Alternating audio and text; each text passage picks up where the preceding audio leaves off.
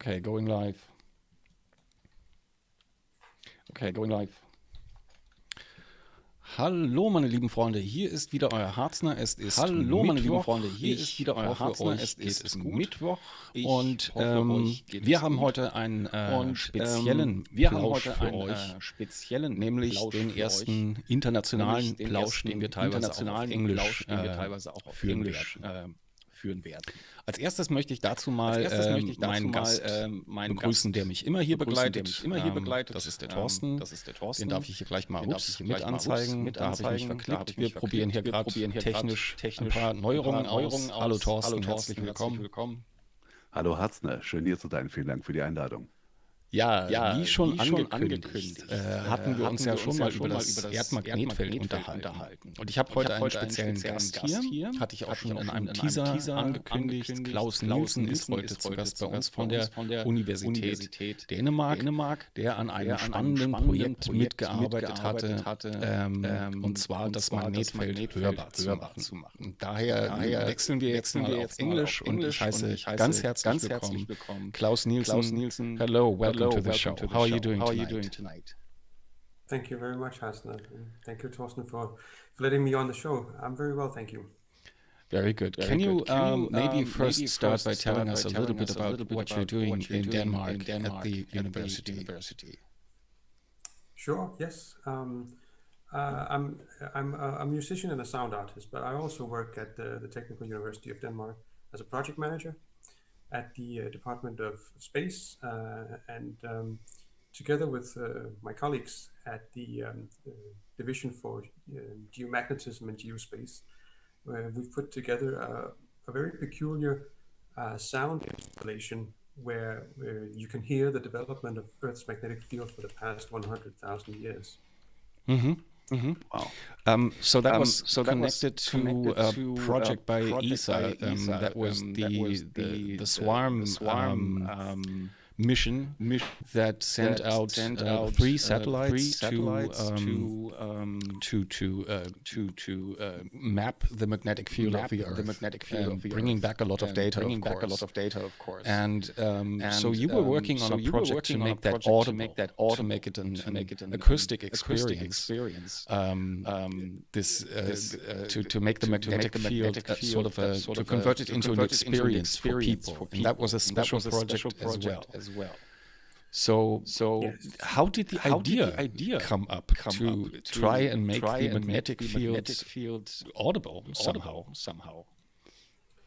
So I'm always thinking in sound, and working with this subject and with these very interesting researchers who work with the data coming down from the satellites. I was intrigued to see that there's so many similarities with the way that that sound can be manipulated and the way data is represented. So I had been going with some ideas for a long time on how we could somehow couple the two things, audio and data. And this is, of course, a process that's well known. It's called data sonification. It's a method that's used by many. For instance, NASA has a very famous example of the Chandra X-ray Observatory that's been used to make some very excellent sonifications. Maybe you've seen these things. They are beautiful images of deep space, and then you'll have a light line going through the screen and registering bright areas on the picture, stars, and then that becomes a sound. Those are examples of data sonification. So this is a technique that you can use. I mean, I would say it's very useful for outreach purposes. It makes the difficult data interesting for people to get into. It's also been used actually to help vision impaired researchers to work with data. So there's also like a more scientific use of this approach. Yeah, it's interesting when we're talking about frequencies. Then, in essence, visible light has a frequency, and sound also has frequencies that can be high and low and pitched. So I just thought it's a very interesting approach. To say that we're taking a magnetic field and we're using the data that we have to create an acoustic experience out of it. So, but you didn't take, let's say, a current view or the mapping as a satellite flies, but you took a certain time frame of the magnetic field history. Yeah. So, so the Earth's magnetic field moves very slowly, and if we were to, should we say, use live data for that matter, it would be difficult to make it register, so in order to see or see and hear movements, you have to have a very long time span, and that's why what we did is we've gone to a model of Earth's magnetic field that builds on data from the swarm satellites and many other sources, and this model then, shall we say, backward predicts what the magnetic field has looked like for the past 100,000 years, and then that data then becomes a kind of musical score, you could say. So whenever the magnetic field moves in strength, that is then represented in our audio project. Okay, but also short time. Maybe you can translate that in German for our audience. That would be great. And second hand, you have an echo on your voice, Harzner. I don't know where that was coming from. From space. Yes. It's the waves. That's a special wave which comes through. Well, if I mute myself here, then you don't hear me. I have to locate the source of it. Hold on, give me a second. So maybe in German for a moment. Wir haben quasi nicht eine Momentaufnahme des Magnetfeldes genommen, sondern 100.000 Jahre. Die Geschichte dann vertont. Und gleich reden wir noch ein Moment über wie das dann gemacht und wo vor allen Dingen. Ich finde nur gerade den Rückbogen hier nicht. Ich wüsste jetzt nicht, woher das kommt. Schalt doch bitte mein eigenes Hauptmikrofon ab. Mal gucken, was dann passiert. Moment. Muten in Ninja oder wie? Nee, in OBS. In OBS. Okay. Ist es weg? Oder besser? Ich würde sagen, übersetzt doch mal ganz kurz und dann kriegen wir bestimmt ein Feedback aus uns, aus dem Chat und dann wissen wir mehr. Ja, sorry, liebe Zuschauer. Wie gesagt, neue Technik am Start. Was Klaus Nielsen gemacht hat, ist sozusagen die Geschichte des Magnetfeldes, historischen Daten zu vertonen und dabei eben auch die Veränderungen des Magnetfeldes und insbesondere auch die Verformungen durch das Echo ist weg, der Sound ist besser. Alright, I hear that the sound is better. Good. Thank you, dear chat, for helping us out here. Und wir reden jetzt gleich mal darüber, wo das gemacht wurde und wie das umgesetzt wurde. Okay, so the sound issue is resolved. So, you said you are a musician and you explained a little bit how you created the sound and also the time span that you used, but now you also chose a particular spot in Denmark. So it's not a record that you can hear, of course, the sound. We can listen in later. I have the sound clip here. And we already heard a little bit of that in my earlier stream 2 weeks ago. But now you have decided to use a special place with special speakers. Can you tell us a little bit about that? Yes, of course. So Earth's magnetic field is always moving, constantly changing, and it's also it varies depending on where on the globe that you are. So when we talk about Earth's magnetic field, and if you, for instance, say that you want to translate it into some audio, you would have to choose a particular point on the planet, or you would have to make an average of the total global field strength or something like that.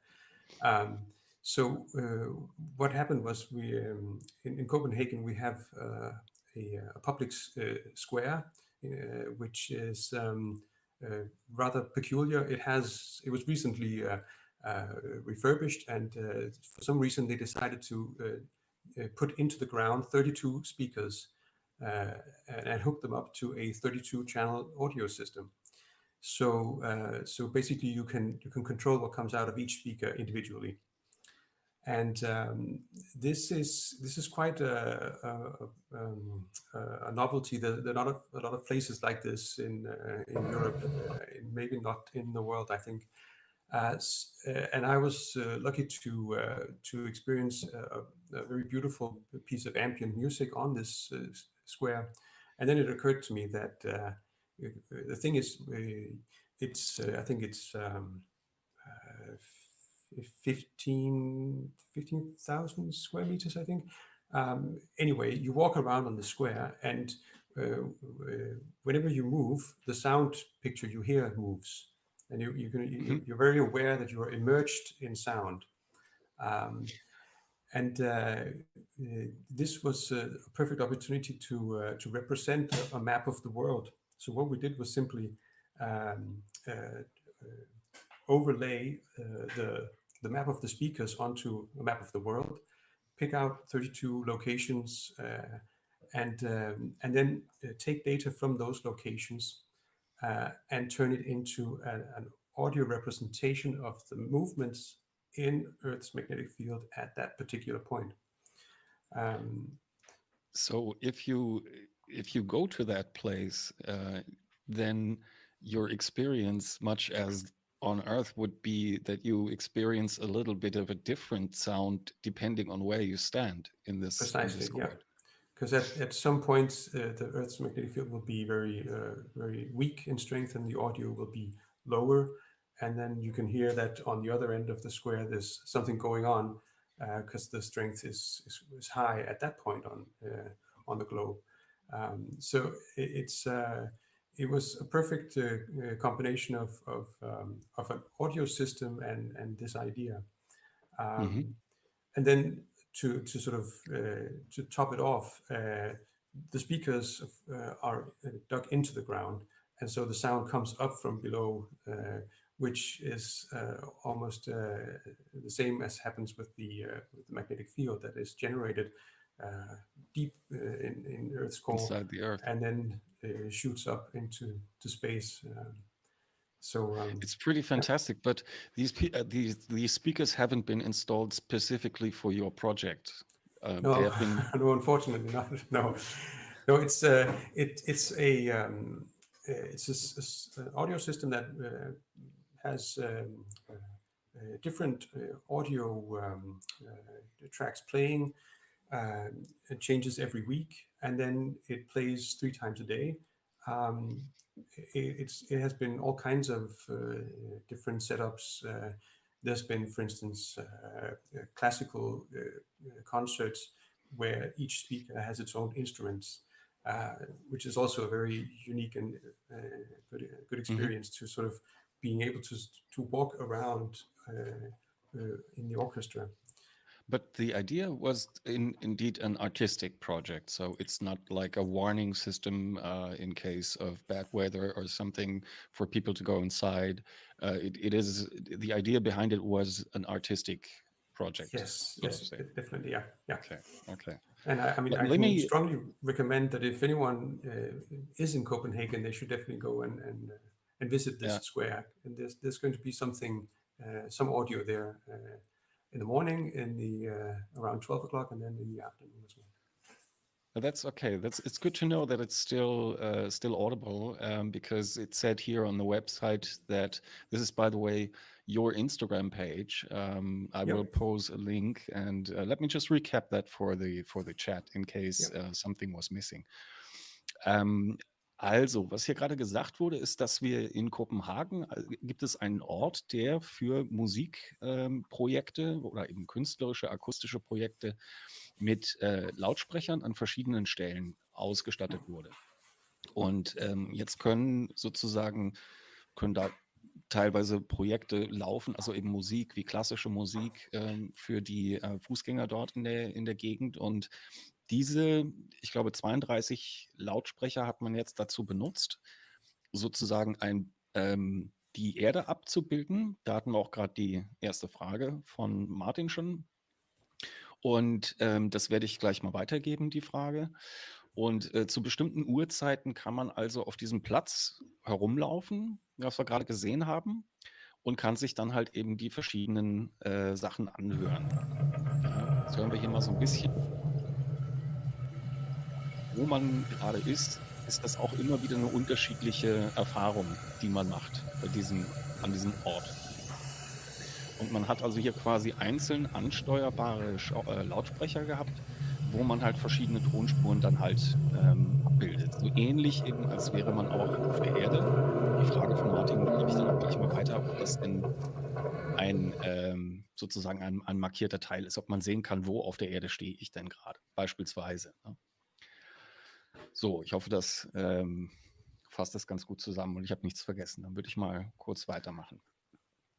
So we had the first question from the chat, and since you said it is the idea is sort of mapping different places of Earth with these speakers, so to say.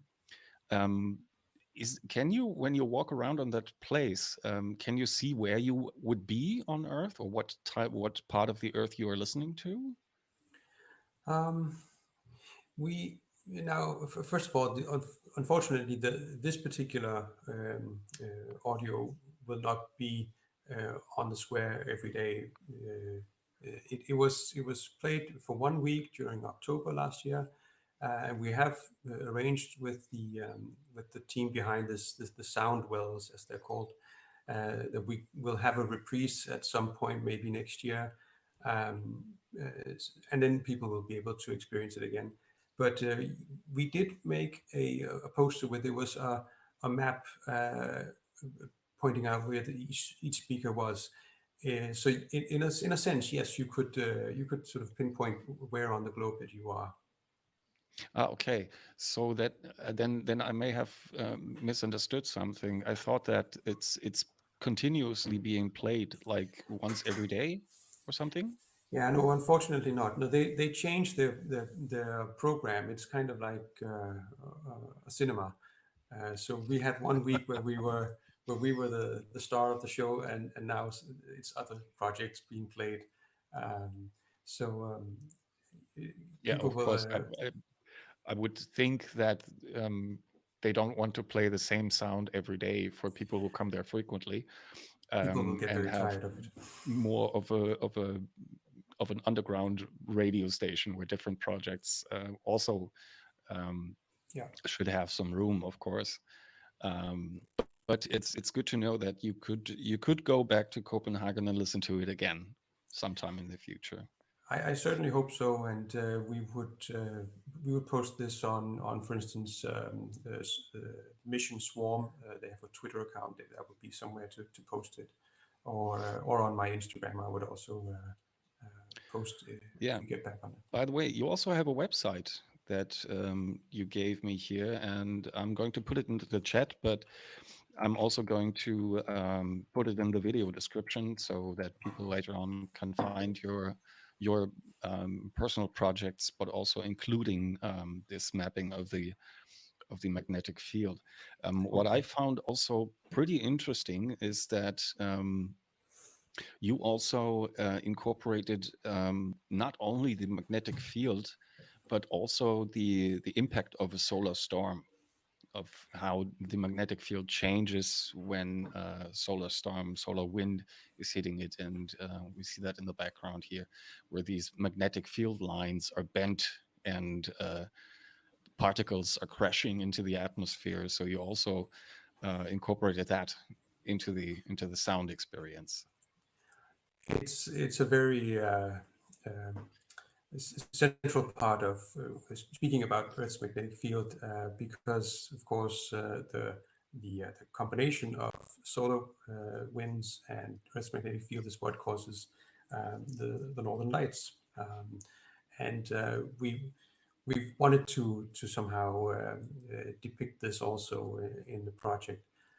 So what we did was we made sort of two layers of sound. This and when we hear it later, we'll also be able to hear that. There's a very low end rumbling sound, which is a representation of the core field. So that's the magnetic field that's generated by Earth. And then on top of this, there's a very high frequency sort of static crackling noise, which is a representation of one of these solar flare events where charged particles from the sun hits Earth's magnetic field. And this would have, this is from one particular day, and I forget the exact date right now, but so there is a bit of an artistic liberty we took here, because the background sound in this the low end of the spectrum represents 100,000 years, and the crackling noises on top represents maybe 5 hours or something. So this, but we took that liberty to combine the two, and felt it makes the sound more interesting to listen to. Yes, it almost feels as if you could really hear, so to say, physical things. So this is what you really managed very well, I think, to incorporate the physicality of it into the experience of hearing it, which I found absolutely fantastic. And we can see here how you're experiencing with some rocks to create those sounds. And that is quite fascinating. So the clip itself is pretty short, if I remember correctly. It's not too long. At least the clip that I have on SoundCloud. The total length of this song is then very, very short as you're standing on the court listening to it, or do you have a longer version? It's I believe that the one on SoundCloud is the same length as what was played on the square. So it's 5 minutes. So we compressed the 100,000 years into 5 minutes, and that's it fits it fits very well actually when it comes to it. So, but thanks for noticing me. We went for this particular effect, that we wanted the sound to come out as something organic, because what often happens is when space research is done is incorporated into data sonification, you'll have these examples of a beautiful image from space, and then some electronic music that sounds like it's from space, but basically there's not a one-to-one relation between the image that you see and then those very beautiful atmospheric ambient synthesizer sounds, which I admit that they're beautiful and it works really, really well, no doubt about it. But when we took on this task, we kind of thought, well, how do we sort of, as audio, represent the magnetic field, something that doesn't make a sound at all? So we sort of had a look at could we represent what causes the field or causes the fluctuations. And that's why we went for something that sounds like a planet that is in constant flux, something that's moving and almost breathing. Yeah, I see.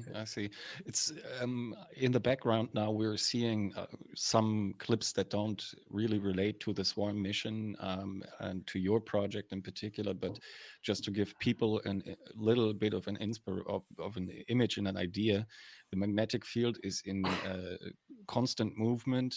It's constantly being bombarded by the sun, by particles. And what we see here, of course, is that it's also a three-dimensional field that is changing over time, sometimes very fast, sometimes slowly over decades, when inside the Earth something is changing.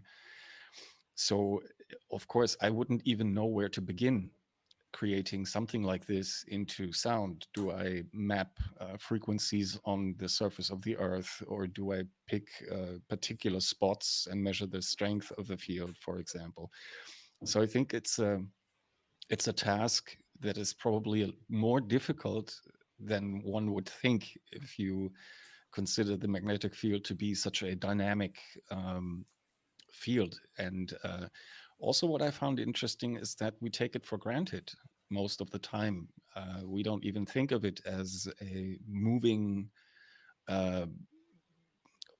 field that fluctuates and that comes from within the Earth. So I found it very interesting.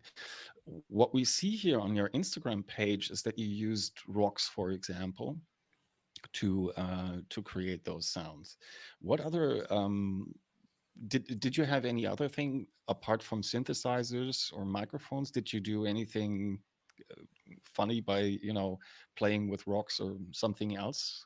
Did you use water or other natural? Because you said it was supposed to be so organic, Yeah. So the whole of this low end layer, that the rumbling sounds, those are all recordings of natural things. So you, as we've seen on the images now, some of it I recorded in the backyard. Some I've sampled from TV and other sources. So yes, this once you start manipulating sounds and playing them back at different speeds and stuff like that, you end up with something that sounds organic, but without the listener being able to sort of pinpoint what it is. So yes, there's like a handful of specific sounds that I used, and it was a bit like at random what actually worked very well. But so this microphone underwater, for instance, it doesn't sound like water; it sounds like earth moving, but that was very effective. There's even a recording of a turtle. That was one of the more effective ones. Was the turtle sound. What else did we have? Oh yes, of course, the classic, because it's also a reference to the sound engineers on Star Wars. The chair moving across a floor. You maybe know the story, but that's the way they made the Chewbacca's groan in Star Wars. So we had a go with the chair moving across the floor, and that's also incorporated somewhere. So yeah, it was with the intent of creating something that sounded like nature without actually. It also made me think a little bit of, as you mentioned it, the creators of the sound effects in the early Star Wars films, but I didn't really know that. Maybe in German, in case people didn't pick that up. Der Sound, den Chewbacca in den Krieg der Sterne-Filmen macht, ist ein Stuhl, der auf über Linoleumboden schiebt und dadurch dieses Geräusch macht, was Stühle eben halt manchmal machen, wenn sie halt nicht, wenn sie halt keine Rollen drunter haben. So Did you feel a little bit like working on a Star Wars project with all these innovative techniques? That's why I chose to work at DTU Space, of course. It's a Okay. little like working on Star Wars.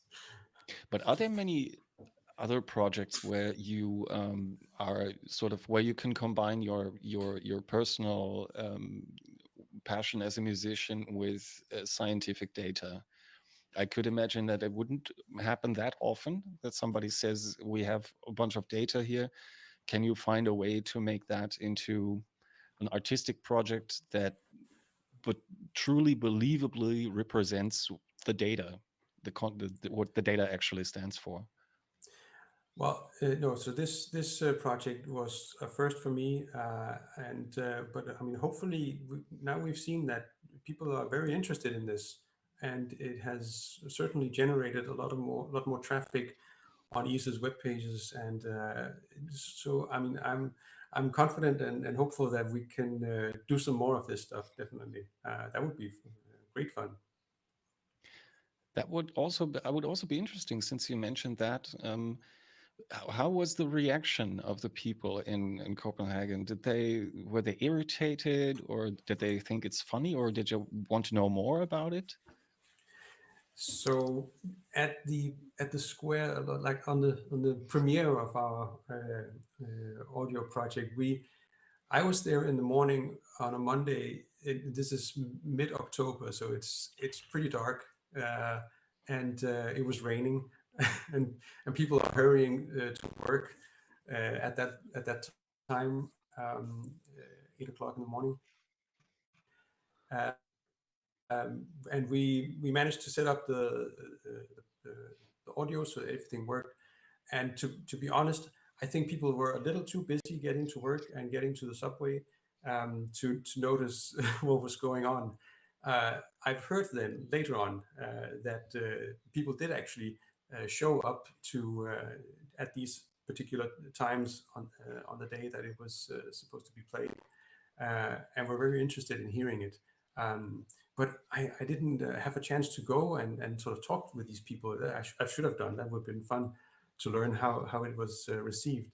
So I mean, as reactions to the original project concept, I have very little, other than that it did work. People were interested in it.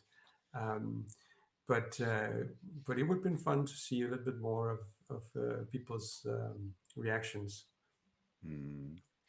Was it actually announced? So if you had been there, is there a voice, an introduction that tells you what you're about to hear? Or is it just around all of a sudden?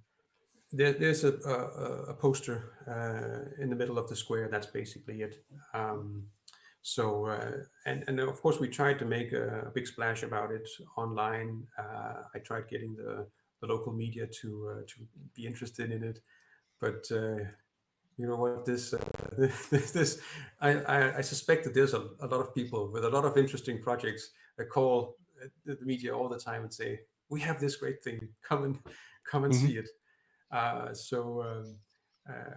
We didn't get the local media to sit up and come by, but I mean, we had a huge positive response online, because ESA then simultaneously put the 2-channel version, which is just 2 speakers represented as a stereo image on SoundCloud, and that's what you've heard, and what now 1 million people have heard as well. Is completely insane and amazing that so many people have tuned into SoundCloud to listen to this, and that has brought a lot of interest from the media worldwide. And I mean, I've done interviews with BBC and Radio Dubai and magazines in Italy and US. It's been very effective and very fun, definitely. I could imagine that most cities probably would only have loudspeakers, such as I said, in case of an alarm or something, but not speakers that are in the ground. And I also would presume that the experience would be very different if you had just speakers above ground instead of having them beneath your feet, as you're walking across that square. It's very interesting. So do you have any future projects that we could also interest our audience into, like anything coming up in the future apart from the website that I'm going to be sharing? So our first thing is to take this this project on a small tour. So we're actually heading off next month already to Vienna to set up a smaller version at a conference for Geophysical Union. This is, of course, a closed venue, unfortunately.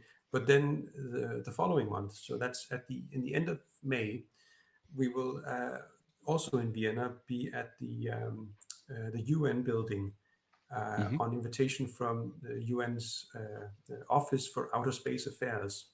It's very cool that UN has an Office for Outer Space Affairs, and so we'll be putting a half version up.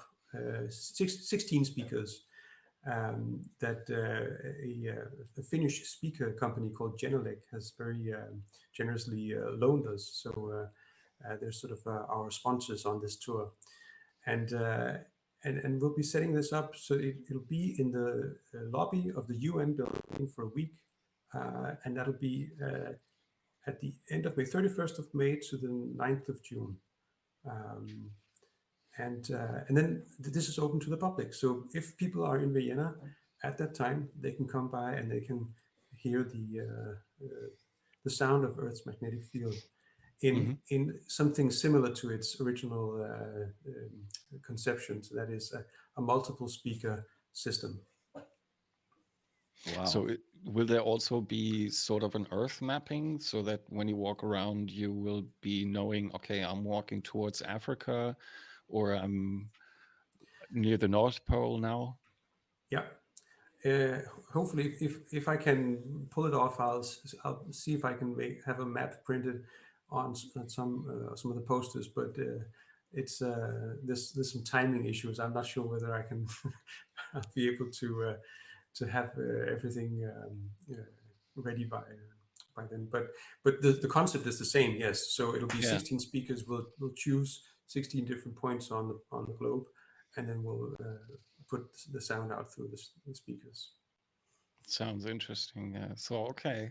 So you don't, of course, we would tell our people in the chat here, go to Copenhagen when that project comes back again. But it's also good to know that you're going on a little tour. And I think the important thing is, of course, the sound, not so much the location. No, but I find it should be somewhere where people are able to come and see it. I mean, if anyone knows of speaker systems, similar multiple speaker systems, please let me know, because I'm sure we could arrange for more tour dates. Well, come to think of it, we have this year in October, there's going to be a Space Creator Day. I don't know if we can manage to get 16 speakers or 30 together, but maybe somebody come up with that. The event will have Torsten and me, for example, but also many other YouTube creators. And we already did that once last year, and this year will be a new iteration of it. And maybe we can get together with some of those people on the various Discord servers that we have. So if something comes up, we're going to let you know, of course. It must be very difficult to have all these different speakers and send them an individual signal. I'm not so much of an audio engineer. That's pretty simple. But I mean, the most sort of challenging thing is the logistics of lugging 16 speakers around and a lot of cables. But but it's fairly simple to set up. Okay, sounds really cool. Okay. Well, of course, dear chat, if you have any more questions, don't hesitate to ask. Just one more minute in German. Ich hoffe, das kam jetzt bei euch alles relativ gut an mit uns, mit dem Englisch. Wenn ihr da etwas nicht verstanden habt, kann ich den Klaus auch gerne nochmal nachfragen. Das wäre hier vielleicht auch eine ganz gute Stelle, darauf hinzuweisen, dass Klaus wahrscheinlich gleich auch auf unseren Discord-Server mitkommt und dort auch nochmal Fragen beantworten kann. Ihr könnt also nach dem Stream gerne vorbeischauen bei uns in Geblubber und dann könnt ihr da auch nochmal Fragen stellen, wenn ihr denn welche habt. Ich fand es hochinteressant, mal zu hören, wie das gemacht wurde und wie das eigentlich zustande kam, wie so eine Idee entsteht und umgesetzt wird. Und wollte euch daher mal den Herrn vorstellen, der quasi an der Konzeption und Vertonung von einem Magnetfeld mitgearbeitet hat. Das kann jetzt auch nicht jeder von sich behaupten. Was hast denn du in deinem Leben schon so Interessantes gemacht? Ich habe ein Magnetfeld vertont. Okay. Lass mich kurz überlegen. Nee, ich glaube, habe ich auch noch nicht mitgemacht. Ich habe schon verrückte Sachen, aber das ist was Neues, ja.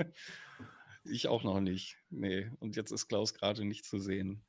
Ja, aber wenn jetzt keine Fragen von euch kommen, weitere Informationen zu den Events, ich bleibe natürlich mit dem Herrn Nielsen in Kontakt. Wenn da noch was hochkommt und halt eben Events anstehen, dann lasse ich mir die Daten geben und werde euch natürlich auch nochmal hier unter dem Video die Informationen verlinken, sodass ihr euch da selber auch auf dem Laufenden halten könnt, falls mal bei euch jemand in Wien vorbeischaut. So, an der Stelle, falls ihr jetzt keine Fragen mehr habt, würden wir dann uns hier mal verabschieden, uns bei euch natürlich bedanken fürs Zuschauen und natürlich ganz besonders bei Klaus Nielsen, dass er sich die Zeit genommen hat hier für uns. Und dann, wie gesagt, wenn ihr wollt, dann können wir uns auch gleich auf dem Discord wiedersehen. Thorsten, hast du noch Fragen? Du, ich fand, das war super, super schön, was er erzählt hat. Echt spannende Sachen. Ich war schon in Kopenhagen gewesen, also ich kann euch nur empfehlen, fahrt mal nach Kopenhagen. Das ist eine wunderschöne Stadt. Gerade wenn ihr nicht nur spannende Leute, sondern auch vielleicht Wasser liebt, weil die haben eine sehr schöne Marinas da. Und natürlich auch Copenhagen Suborbitals ist immer wieder eine Reise wert. Also gerade für Space-Enthusiasten wäre das vielleicht ein doppelter Gewinn, das Ganze dann gegen Herbst nochmal zu machen. Gut, die sind nur eventuell ein bisschen lauter. Eventuell. Wenn du Start dabei bist. Eventuell. Okay. So, Klaus, that was great to talk to you and to have a little bit of an insight into this project. And well, yeah, thank you so much for coming here and talking to us. And as I said, we're going to post the dates in the event section of our Discord server. So if anybody's interested, and we're going to also add the links to the description of this video. And if anybody does not make it on the Discord or sees this later, you can always drop me a comment under the video if you want to. And yeah, that was the scary sound of Earth's magnetic field. Klaus, do you have any questions or anything you would like to know or say or promote? No, thank you for inviting me. It was really good fun to talk to you, and I'm really happy that you found the project so interesting that you wanted to have a show about it. Did we hear it? We didn't hear it on our side, but did you play the sound for the audience? It was a little bit audio from your Instagram, but I'm always going to post a link to the SoundCloud so that people can put on headphones and listen to it in full, in all of its bandwidth, sort of thing. I think that would be the right word for it. But I also played a part of it in the last stream, so people have probably already have an idea. But of course, I want them to click on on the SoundCloud link and download it from there and not listen to it here and then forget about it. No. We are going to promote your project as well as we can. Sounds good. So, thank you so much, Klaus. That's it. I don't have any more questions. Again, I found it absolutely fantastic, and I would wish you a good evening, except that you said you would maybe come to our on our Discord server in case there are any more questions from anybody in particular to you. Yes, of course. And but if there are any questions, please in English, so that I can help answer them. Well, I can we're of course not going to Google leave you Translate, alone but, there, Klaus. I'm going to be there too, so I can help you translate if anything comes up. Okay. Thanks. We have maybe we have some last question from Matt Taylor. He said, Klaus, what is the max amount of signals or spacecraft you could cope with? I don't think there is any limit. Just bring it on, Matt. Oh, friend of yours. That sounds welcome. Good. That's great. Okay, so there's no limit. That sounds good for the future. Very good prospect for the times that are to come. Anyway, we're going to keep in touch. Thank you again, Klaus and Thorsten. Danke auch, dass du hier mit dabei warst. Und natürlich auch vielen lieben Dank an den Chat, an unsere Zuschauer, dass sie wieder dabei waren. Hier an der Stelle verabschieden wir uns erstmal für hier. Aber ihr kennt das Spiel. Wir sehen uns gleich in Geblubber auf dem Discord. Wer dann Lust hat, kann gerne da nochmal vorbeischauen. Das alte Spiel. Ja, die meisten von euch kennen es ja. Insofern sage ich an der Stelle mal Tschüss, ciao, ciao, bye, bye, macht's gut. Bis dann. Bye, bye.